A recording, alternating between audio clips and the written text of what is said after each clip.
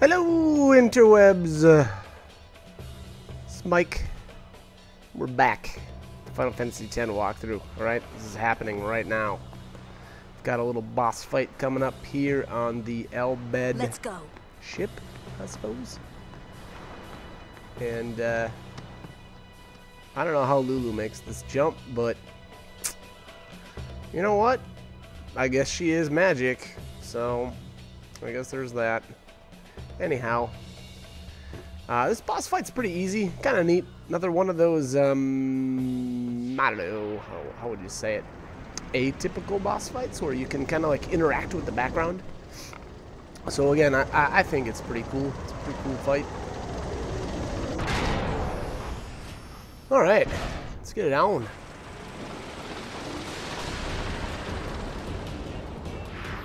So if I remember right, this thing's like a, it's like a blitzball launcher. You can use this crane. Kind of cool. All right, so you can start off here by doing the use crane command. Come on, move.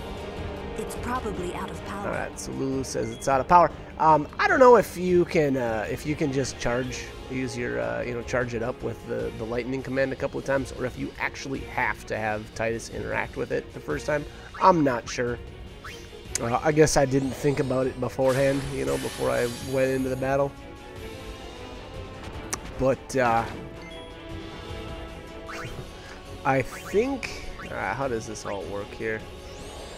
It used the mute ball on Kimari, and so I don't know if that's in response to a physical attack. I'm not sure, but if you just stick to magic attacks with Lulu, you'll be okay. Now, I don't know, Lancet's not really a physical attack though, so that's kind of weird. So again, I don't actually. What I should say is I don't know what's triggering that. Definitely haste up Lulu like I just did there, and then keep casting thunder on the crane until the crane starts to work, and then once the crane's all fired up, there you go. I think that's it right there. How many did that take? 2 shots? 2 shots of lightning there. That's ball rush. All right, so that's a little. That's a good portion of damage there. Not enough to really worry about, though, I don't think.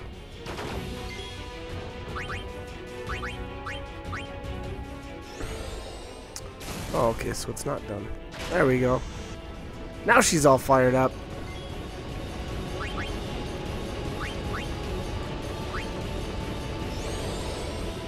Now, being that she's hasted, and Titus is not, she got another attack off before I was able to actually use the crane, but that's okay.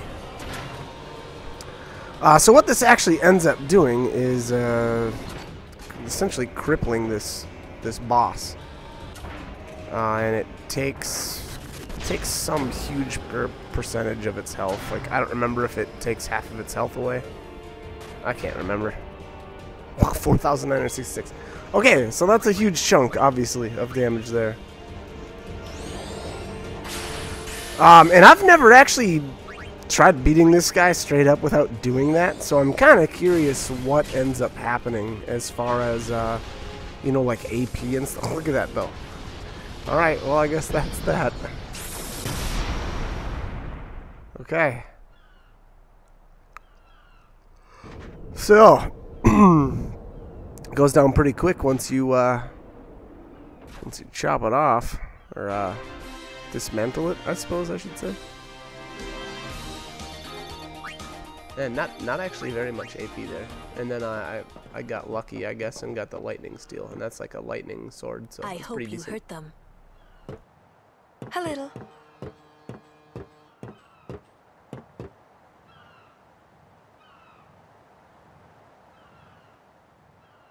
What is it? There were these Albed that saved my life when I first came to Spira. They took me on their ship. They even gave me food. I was kind of hoping that this was the same ship. But it's not. I wonder if they're all gone. What happened? Sin came up near us. I made it out okay, but I don't know what happened to their ship. Was there anyone called Sid on that ship? I don't know. They were all speaking that Al-Bed language. I see. So who's Sid? He's my uncle, but I've never actually met him. Mm-hmm. Wait, so that means you're Al-Bed too, Yuna? On my mother's side, yes. Sid is my mother's brother.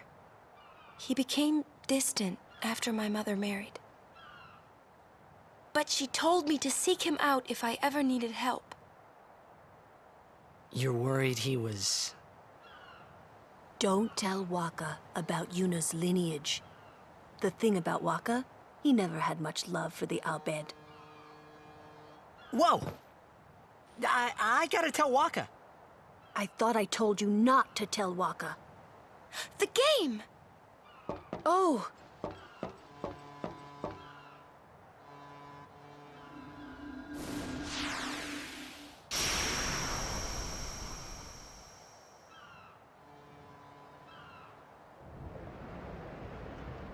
Alright, so a little bit more character development there. It's revealed that a man named Sid is Yuna's uncle on her mother's side. And Sid is an Al-Bed, which, if it wasn't obvious already, or if it wasn't already mentioned, I don't quite remember, but that means that Yuna's mother was an Al-Bed. So, a somewhat similar relationship that Seymour's parents had. Seymour's father being a Guado and mother being a human. So, you know, both, I suppose, children of two different... boy, I don't know. Are they considered races? If it was Chapu, he'd still like different races, right? That makes sense. Hey, aren't you being just a little unfair? Excuse me? I know I could never take Chapu's place. You're the one who told Waka that, right, Lulu? And I don't think Waka would ever try to take Chapu's... You don't want to finish that sentence. Alright, foot in the mouth there from Titus. So again, there's a little, you know, there's some backstory with those three and their relationship, which, you know, again, really great writing. They reveal a little bit at a time, which I think was just perfect. I'm not sure where I was trying to go here. Oh, after you rescue Yuna, you can go back to the, what is it, the theater, I suppose it's called. I actually didn't explore it at all because the item that we were going to get from there is an Al-Bed primer, and we were not able to get it until Yuna is rescued. Sure you all right, Captain? The game starts in a few minutes. You sure you okay? We're playing the Gores, too.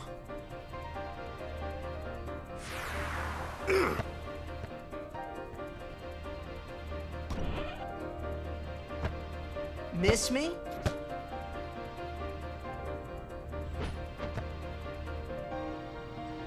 Lady Yuna, are you okay?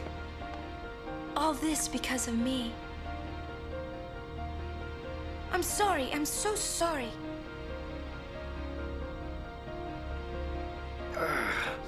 How can you let some Al-Bed kidnap you? Hey, let it go, all right?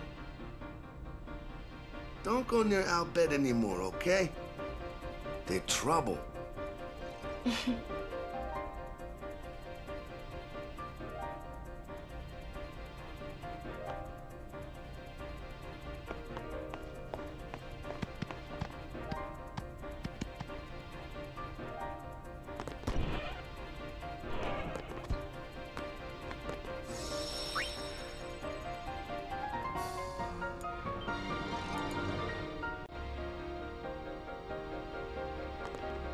Please, don't tell anyone about Yuna's lineage.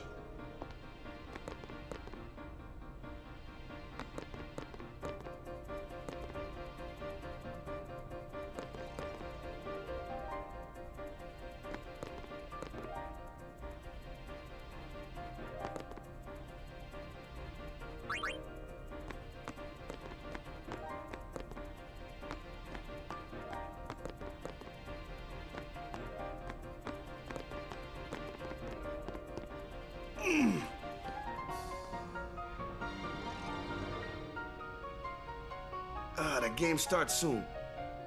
No time for warm-ups. Ready? Let me at him. All right.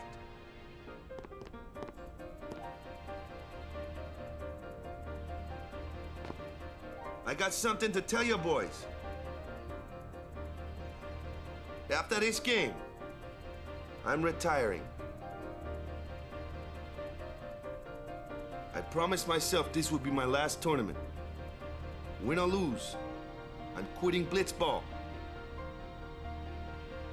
But you know, since we're here, we might as well win. Yeah! Mind a bench.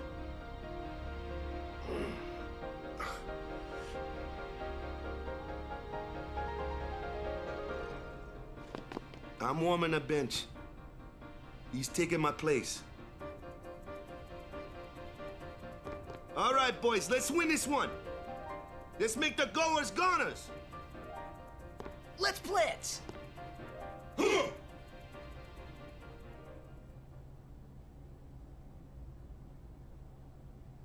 I saw you floating there on the sphere.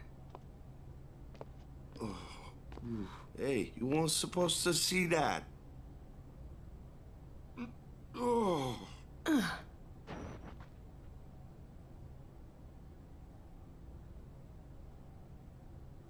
You really gave it your all, didn't you?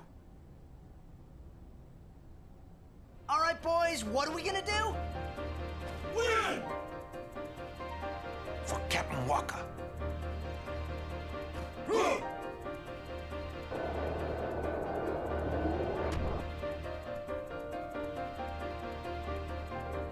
This is it, folks. In just a few minutes, the championship game.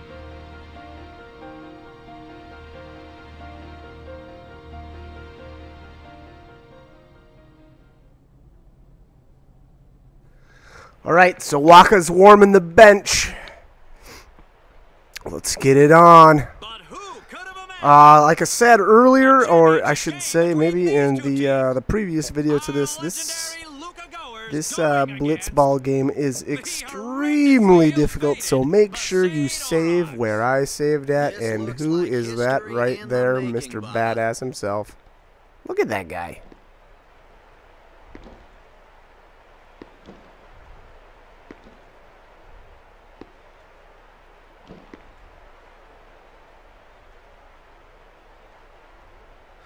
Alright, anyways. Oren is here. Here to watch the game, maybe? I don't know. Maybe he's just a blitzball fan. Something tells me not, but... oh, maybe he is. Maybe he's a blitzball fan. I'm not sure that that's why he's here. Anyways, okay, so the first half of the blitzball game is a little rough. Number one, you actually don't have Titus's eject shot, which is extremely unfortunate because that is basically a goal every time you use it. I mean, I'm not going to say it's impossible to miss with it, but the chances that you're going to miss with a eject shot, are just super low. The great thing about the eject shot is that it knocks away 2 defenders and it adds a bunch to your shot stat. So basically, what you get to do is charge the goal post essentially, and just shoot. No matter. I shouldn't say it's not no matter how many defenders there. You generally want to only have 2. But what the eject shot does then is knocks the 2 defenders away, and then Titus makes the shot right where he's at. So here you'll notice I was goofing around with the different commands because I could not remember how to get it off of the auto movement. And so I'm pausing, I'm hitting all the different buttons. I think it was triangle. And what I like to do mark mode. Oh, actually, I don't think I really like to do that. That's not right. I should not have used mark mode here. I would have gone with actually just the normal formation. Mark mode, what that does, I believe, is your characters will follow whoever they're marked. Again, don't quote me on that one. I can't actually remember. I don't know that I've ever actually used it. But that would mean, you know, I think anyway, and I should actually double check. But my impression was that you would follow whoever you have marked. Now, for this, we didn't mark anyone. That part of the setup for a blitzball game is completely taken out. And again, that's actually pretty unfortunate because that is when you actually get to set up your players and what text they have. So essentially you go into this without being able to set up at all. And that's what really stinks about this. So here I try to make the shot. Obviously I broke through Belgurda and I knew I wasn't going to be able to break through the second guy. So actually, in all honesty, I feel like I should have probably just held onto the ball and passed it back and forth between my teammates. Reason being, that would run the clock really well, and that probably wouldn't have happened. So that dude made like a half-court shot on my goalie and was still able to get it in. So obviously that shows, you know, the power of the goers right there. It's pretty insane to try to make a half-court shot with anybody at this point in the game. I don't think there's a single person on the Aurochs that could accomplish that. And reason being is just their stats are so low. The goer stats are really high, and then on top of all that, your goalie's catch stat is not that. So Keepa, I think, is the name of the Aurochs goalie, and his catch stat is not very good right now. It's only a 5. So unfortunately, that didn't turn out. Now I'm trying to set up this goal, and I fumble because that pass was too long. So the goers have the ball back, and once again, this is another really bad place to be. You basically don't ever want the goers to have the ball because it's extremely easy for them to shoot. So again, now, you know, I was fully prepared to just be like, okay, well, I lost this one, and, you know, kind of better luck next time, and, you know, reset my game. But you know what? I figured I'd play it out just to see how it would go. But we'll see here. It's not looking good. Like I said, anytime. So now the goer, he's I don't know if this is, yeah, this is Bixen. He's right up on the goal post. Boom! Shoots again and scores. There's just no way I'm going to be able to get that, right? So, alright, so it's not looking good. 2-0. Again, my recommendation would have been to get the ball and pass it between your team members. Okay, so 2 reasons. Or maybe more. Anyways, a couple of reasons that I can think of is, number 1, you don't want the goers with the ball at all during the first half. You just don't, because it's extremely easy for them to score goals on you. Number 2, your character, namely Titus, doesn't have any techs equipped, and by any I really mean Jack Shot, because Jack Shot is insanely awesome technique right now. It's just so good, and you'll see why here in a little bit. We'll actually end up using it. But there we go! Alright, so we're on the board. Not too bad. 2-1. We're only behind by 1. That's not so bad. There's only 30 seconds left. The likelihood that the goers are going to be able to score in 30 seconds, it's there. It's just not that great. So we'll see how this all turns out, but I don't think they score again. Run that clock. Run it. Run it. Yeah, I think that's, ooh, I don't know. Oh, and then he passes. So, this is a perfect example of the computer being stupid. I think that he could have made that shot pretty easily. I think that, I actually really do. I think that he could have made that shot and Keeper would not have been able to block that.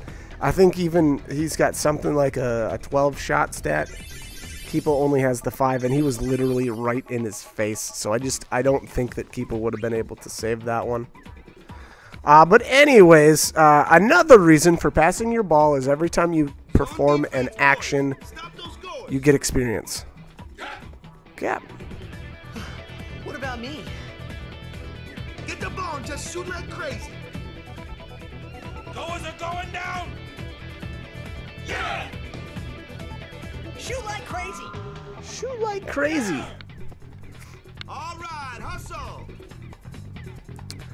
All right, so more experience means more leveling, and more levels means better stats. But here is where we are going to change up the techs, and we're replacing Sphere Shot with the Eject Shot. For whatever reason, I wasn't able to actually use the Sphere Shot, so I don't know if I just didn't have enough health yet to use it, or you just can't. You know, I don't know. Maybe Titus just isn't equipped with any stats at the beginning of the game. I'm not sure. Or, sorry. Actually, I don't think he is, because I think that I should have at least been able to go into the menu to select it, but it would have probably told me that I didn't have enough health. I'm not 100% sure. Anyways, doesn't really matter. Either way, during the first, half, I was not able to use any text whatsoever.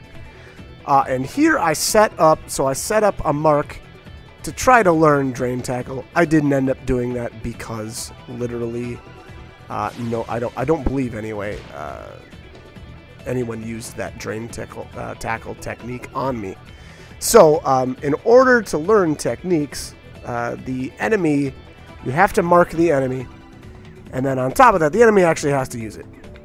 So things like Drain Tackle, okay, you would have to go with a breakthrough, like that. That's a breakthrough, but he didn't use it. I don't know which one. I think that's Abus. I don't think he had any techniques equipped.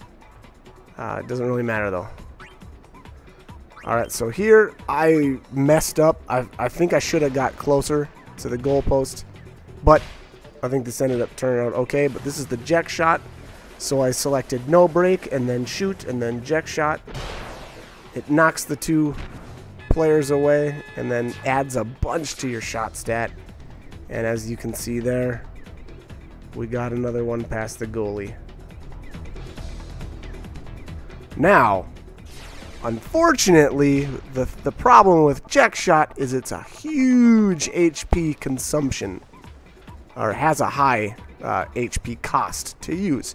So, at the beginning of the game like this, where our HP stat is very low, look now Titus is at 46, there'd be no way I could use that again. So in that case, I'm not sure how much HP Sphere Shot is right off the top of my head, but that using Sphere Shot, it's more likely that I would have been able to use that multiple times, in a round. The good thing is your character's health does regenerate as long as they don't have the ball. So again, now if I would have been a little bit smarter, I probably would have passed the ball back and forth in the back area of the field. It looks like that's kind of what I'm trying to do here. Passing it back, and then boom, we get another fumble because, is it Letty's? Letty's pass stat is absolutely horrible. I think that's our other forward. So Titus is a forward, and then again, there's one more. I can't remember his name right off the top of my head. The Aurochs don't. Usually the Aurochs don't, or actually when I start getting into the game, I don't typically play with the Aurochs for very long. I usually like to sign in some free agents and then pick up some characters from other teams. Alright, so we had enough people there to block that shot. Didn't even get close to going in. And then here we've got a pause in the game, and this is where Titus gets pulled out. I believe that was at was that the 3-minute mark, or was that the 2-minute mark?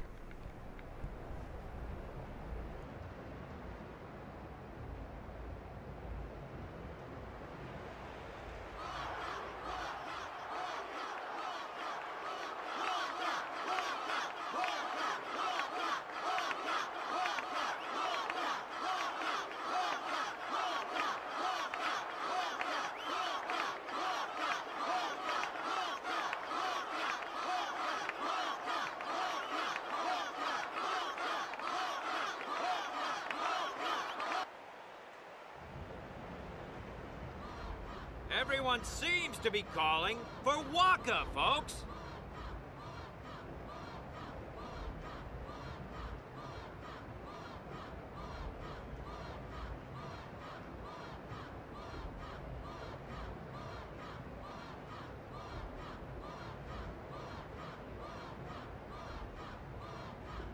Say, where is that player going? He's leaving the sphere pool. He may be injured.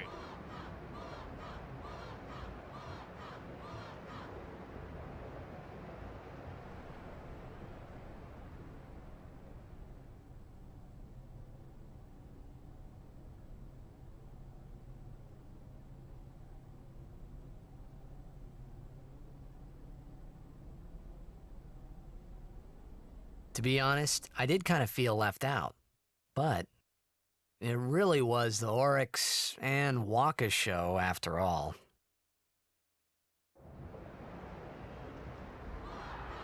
I wonder what's happening. The crowd is going wild.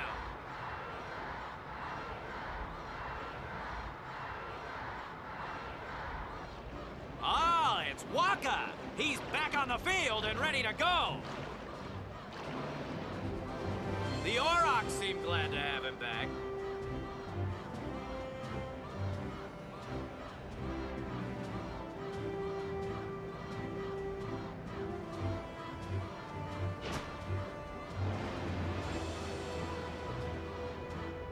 Alright, so that was the 3-minute mark. This is a very atypical game. This does not happen in any other game that you play of Blitzball. You'll never have, you know, a character get pulled out at the 3-minute mark of the second half. So basically, from right now, we've got 2 minutes to win the game. I went with a little bit of a better strategy here for the rest of this game, and I'm running the clock a bit. Abus, I think it's pretty easy. This is generally where you're going to want to go. You're going to go to the bottom of the sphere pool because Abus has a very low attack stat. And what that means is basically anytime he tries to tackle you, he's not gonna grab the ball from you. I'm not saying never, but I'm saying the likelihood of that actually happening is not very good, and that's based off of your endurance stat. So you'll see Jasu there has a 7 endurance. So he's going to be just fine if he's trying to defend.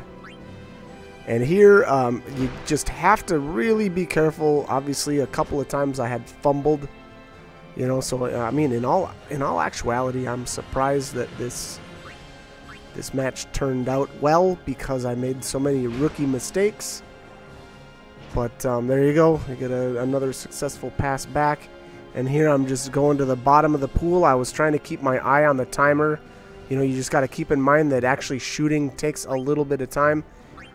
You can see the goers are way out of position here, so I'm only going to have to deal with, I think this is Belgurda. And I'm just going to drive right up here, right in front of the goalkeeper's face, do the break, and then use a Venom shot here. There's the drain tackle. And unfortunately, my one character, Titus, wasn't there to learn it. But there it is. There's the goal.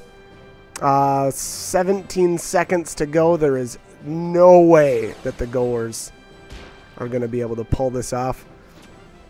I wish I would have made this a little more epic finish than I did. I mean, how awesome was that? Had the game tied up at 2-2. Waka comes in, makes the final goal of the game.